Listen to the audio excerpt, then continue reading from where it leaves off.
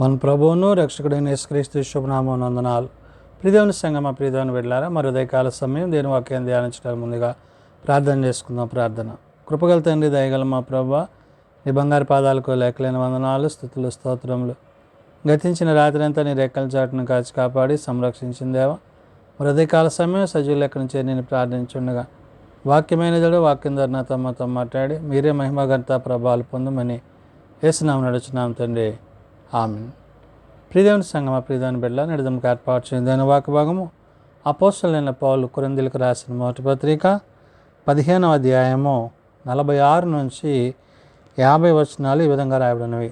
అపోస్తలుడైన పౌలు కొరింథీయులకు రాసిన మొదటి పత్రిక 15వ అధ్యాయము 46 నుండి 50 వచనములో ఈ విధంగా రాయబడినవి. ఆత్మ సంబంధమైనది మొదట కలిగినది కాదు, ప్రకృతి సంబంధమైనదే మొదట కలిగినది, తరువాత ఆత్మ సంబంధమైనది. ప్రియదేవుని సంగమ ప్రియదేవుని బిడ్డలారా, పౌలు ఏది మన జీవితంలో దేవుడు జరిగించాడో ఆయన జరిగించడంలో ఉన్న ఉద్దేశాన్ని ఇక్కడ గుర్తు చేశాడు. అంటే ఆత్మ సంబంధమైన సిద్ధపాటు మనలను దేవుని యొద్దకు నడిపించేదిగా, పునరుత్థానము తర్వాత మరలా జీవం ఉన్నదనే విషయాన్ని పౌలు గుర్తు చేసి, ఏదైతే శరీరమును బట్టి కాక శరీరములో ఉండే అంతరాత్మ యందు దేవుడు తన చిత్తాన్ని జరిగిస్తున్నాడో ఆ చిత్తానికి మనము లోబడి జీవించువారమై ఉండాలనే విషయాన్ని గుర్తు చేశాడు. కాబట్టి ఇక్కడ పౌలు చెప్తున్న మాట ఆత్మ సంబంధమైనది మొదట కలిగినది కాదు అంటున్నాడు. అంటే మనం శరీరాకారంతో శరీరం ద్వారా మనము ఈ భూమి మీద జన్మింపబడ్డాము. అయితే ప్రకృతి సంబంధమైనదే మొదట కలిగినది, తరువాత ఆత్మ సంబంధమైనది అంటాడు. ప్రకృతి అంటే దేవుడు కలుగజేసిన సృష్టి యావత్తులో ఆయన సృష్టించిన యావత్తు అంతటిని బట్టి అందులో మనలను కూడా ఆయన తన స్వహస్తాల చేత నేల మట్టి నుండి మనలను తయారు చేసి ఉన్నాడు తన పోలిక చొప్పున. కాబట్టి మనము ఆయన సృష్టి అయి ఉన్నాము, సృష్టింపబడి ఉన్నాము. సృష్టికర్త అయిన దేవుడు మనలను కలుగజేసి మనలో తన ఆత్మను ఉంచిన విషయాన్ని ఇక్కడ పౌలు గుర్తు చేశాడు. కాబట్టి ఇక్కడ అంటున్నాడు ఆత్మ సంబంధమైనది మొదట కలిగినది కాదు అంటున్నాడు. అంటే శరీరానుసారంగా దేవుడు మనకి నిర్మాణాన్ని ఇచ్చాడు. ప్రకృతి సంబంధమైనదే మొదట కలిగినది అని. ప్రకృతిని బట్టి, ప్రకృతిలో ఉండే దాన్ని బట్టి ఆ యొక్క కలుగు చేసిన ఆ యొక్క స్థితి ఏదైతే ఉందో నేల మంటి నుండి మనల్ని నిర్మింపజేసిన విధానాన్ని గుర్తు చేశాడు. తరువాత ఆత్మ సంబంధమైనది అంటాడంటే హృదయములను పరిశీలించడి పరిశోధించడి సర్వశక్తి గల దేవుడు మన యందు ఆయన తన జీవాత్మను ఉంచాడు. ఏ జీవాత్మనైతే మనలో ఉంచాడో ఆ జీవాత్మ రెండవది అనగా దేవుని ద్వారా మనకి అది కలిగినదిగా ఉన్నదనే విషయాన్ని ఇక్కడ పౌలు గుర్తు చేశాడు.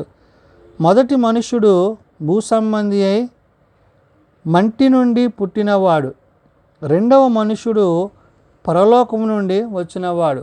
ఇక్కడ రెండు విషయాలను పౌలు గుర్తు చేశాడు. అంటే ఈ శరీర సంబంధమైన మానవునికి పరలోక సంబంధమైన దేవుని కుమారునికున్న వ్యత్యాసాన్ని ఇక్కడ పౌలు తెలియజేస్తున్నాడు.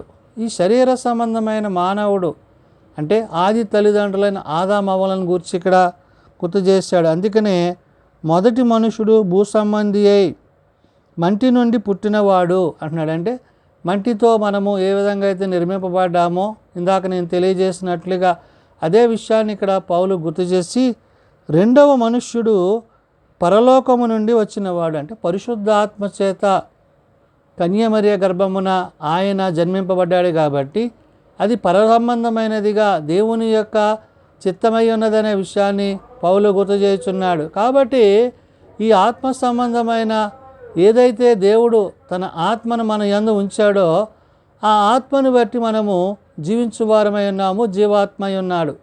కాబట్టి ఇక్కడ ఈ రెండవ మనుష్యుడు పరలోకం నుండి వచ్చినవాడు అంటూ మంటి నుండి పుట్టిన వాడు ఎట్టివాడేడో మంటి నుండి పుట్టిన వారును అట్టివారే అంటున్నాడు.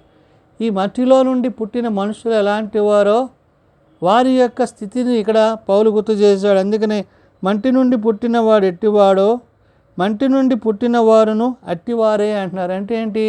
భూ సంబంధంగా, లోక సంబంధంగా, శరీర సంబంధంగా ఆలోచన కలిగి ఉంటారు అనే విషయాన్ని చెప్తూ, పరలోక సంబంధి ఎట్టివాడో పరలోక సంబంధులు అట్టివారే అంటున్నాడు. అంటే దేవుని యొద్ద నుండి, తండ్రి యొద్ద నుండి, తండ్రి ద్వారా మనకు అనుగ్రహింపబడిన కుమారుడైన క్రీస్తుని బట్టి ఆయన పరమునందు నుండి మనకి అనుగ్రహింపబడ్డాడు కాబట్టి ఆయన పరలోక సంబంధిగా ఉన్నాడు. అందుకనే ప్రభువు శిష్యులకు, ప్రజలకు పరిచర్య చేస్తున్నప్పుడు నేను పైనుండేవాడను, మీరు భూ సంబంధులు అంటారు. అంటే మీరు కింద ఉండేవారు. అంటే మనము మట్టి నుండి, నేల నుండి ఏర్పరచబడ్డాము.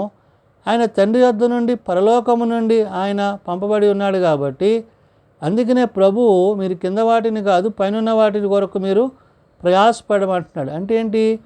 పరలోక సంబంధమైన వాటి గురించి ఎదురు చూస్తూ, పరలోక సంబంధమైన విషయాలలో ముందుకు వెళ్తూ ఆత్మసిద్ధపాటు కలిగిన వారై ఉండాలి అనే మాటని ఇక్కడ పౌలు గుర్తు చేశాడు. కాబట్టి మంటి నుండి పుట్టినవాడు ఎట్టివాడో మట్టి నుండి పుట్టిన వారిని అట్టివారే, పరలోక సంబంధి ఎట్టివాడో పరలోక సంబంధులు కూడా అట్టివాడే అంటున్నారు. అంటే ఏంటి? దేవుని బిడలైన వారు, ప్రభువుని కలిగిన వారు, పరిశుద్ధాత్మతో నింపబడ్డవారు, వారు వారి స్థితిగతులు ఎలాగుంటావో ఇక్కడ పౌలు గుర్తు చేసి, మరియు మనము మంటి నుండి పుట్టిన వాని పోలిక ధరించిన ప్రకారము పరలోక సంబంధి పోలికయు ధరింతము అంటున్నాడు. అంటే శరీరము నిష్ప్రయోజనము, ఆత్మ సిద్ధపాటు కలిగింది. అంటే మనలో ఉన్న జీవాత్మ ఏదైతే ఉందో ఆయన స్వారూప్యములో ఉన్న మనలను తిరిగి ఆయన తన మహిమలోనికి అటు రీతిగా చేర్చువాడై ఉన్నాడు. కాబట్టి ఈ మహిమ శరీరాన్ని మనం పొందుకొని ఈ యొక్క మట్టి శరీరాన్ని, భూ సంబంధమైన యొక్క శరీరాన్ని విడిచిపెట్టిన వారమై ఆత్మపూర్ణులై ఆత్మానుసారంగా దేవునితో ఆ యొక్క మహిమ కలిగిన మేఘం మీదకి కొనుపోబడతామనే విషయాన్ని పౌలు ఇక్కడ గుర్తు చేశాడు.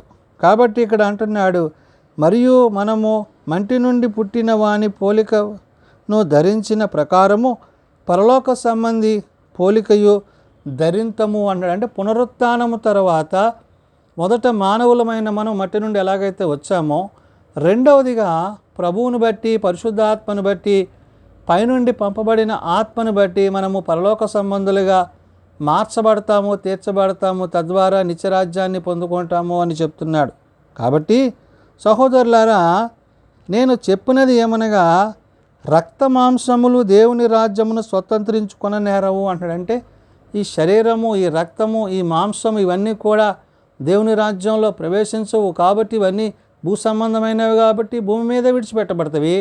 ఆత్మ సంబంధమైన మన దేహము, ఆత్మ సంబంధమైన మన దేవుని ఆత్మ ఏదైతే ఉందో అది పరలోకానికి మనల్ని చేరుస్తుంది.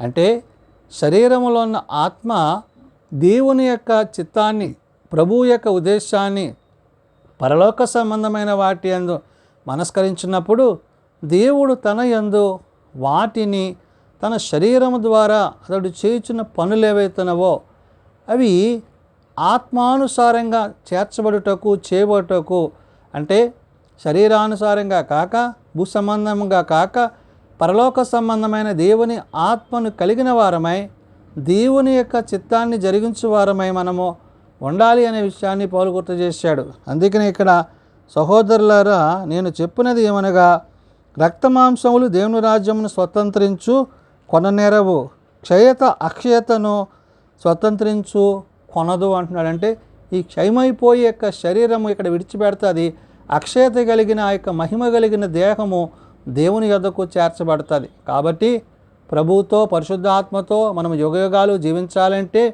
హృదయమందును, ప్రవర్తన యందును ఆయన ఉద్దేశాలను ఎరిగిన వారై పునరుత్థాన అనుభవములో ప్రభు ఎలాగైతే తిరిగి లేపబడి పరమునకు తండ్రి యొద్దకు చేర్చబడి ఉన్నాడో ఆయన యందు విశ్వాసముంచు మనము కూడా ఆయన రాజ్యములో ఆయనతో యుగయుగాలు జీవించేవారమే ఉంటామని ఈ ఉదయకాల సమయమున భక్తులైన పౌలు ద్వారా పరిశుద్ధాత్మ దేవుడు తెలియజేస్తున్న మాటలు ప్రార్థన చేసుకుందాం. శాశ్వతమైన ప్రేమతో ప్రేమిస్తూ విడివాక ఎడబాయక తండ్రి, నీ మహిమను మాకిచ్చి నీ మహిమలోనికి మమ్మల్ని నడిపిస్తున్నందుకే వందనాలు. శరీర బలహీనతల నుంచి, ఈ మట్టి ఘటాల నుంచి మాకు విడుదల దయచేసి ఆత్మ సంబంధమైన పరలోక సంబంధమైన నీ రాజ్యములో నిన్ను మహిమపరిచే రీతిగా మమ్మల్ని అందరినీ సిద్ధపరుస్తున్నందుకు వందనాలు.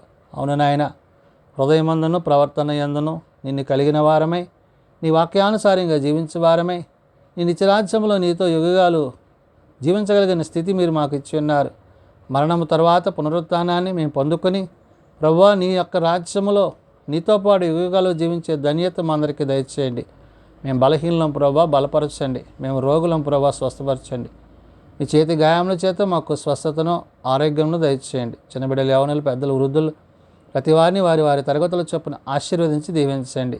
దిన పరిచర్యలో సేవలో నీ సన్నిధి మాపై నుంచమని, నీ ఆత్మయందు మేము నిలిచి నీ కృపలో కొనసాగుట కట్టి కృప దయచేయమని ప్రభువా మీరు త్వరలో రానైనప్పుడు నిన్ను ఎరుకోగలిగిన సిద్ధపాటు మేమందరము కలిగినటకు అట్టి నీ మహిమలో ప్రవేశించగలుగుటకు అట్టి కృప మాకు దయచేయమని యేసునామమున అడుగుచున్నాము తండ్రి, ఆమేన్. పరలోకమందున మా తండ్రి, నీ నామం పరిశుద్ధపరచబడుగాక, నీ రాజ్యం వచ్చుగాక, నీ చిత్తం పరలోకమందున నెరవేర్చినట్లు భూమి మీద నెరవేరుగాక. మానుదినాడు మాకు దయచేయము. మేడల ప్రార్థన చేసిన వారిని మేము క్షమించున్న ప్రకారం మా ప్రార్థనను క్షమించము. శోధనలో తేకాల్సులను తప్పించము. రాజ్యము, శక్తి, మహిమ నిరంతరము నీవెన్నవి తండ్రి, ఆమేన్. మన పరమతండ్రి దేవుని ప్రేమ, ప్రభువైన యేసుక్రీస్తు కృప, పరిశుద్ధాత్మనిత్య సహాయము నిరంతరము సదా తోడయండి సంరక్షించునుగాక. ఆమేన్.